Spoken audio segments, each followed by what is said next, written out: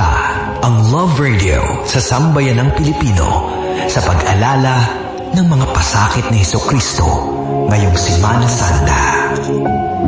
Sapagkat ganito ang pag-ibig ng Diyos sa mga tao sa sanlibutan, ibinigay niya ang kanyang bugtong na anak upang ang sinumang sumasampalataya sa kanya ay hindi mapahamak kundi magkaroon ng buhay na walang hanggan. John 3, verse 16.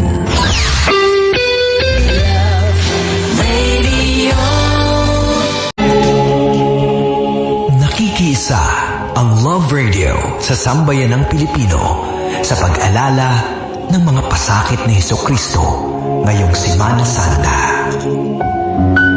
Dumating na ang takdang panahon. Malapit na ang paghahari ng Diyos.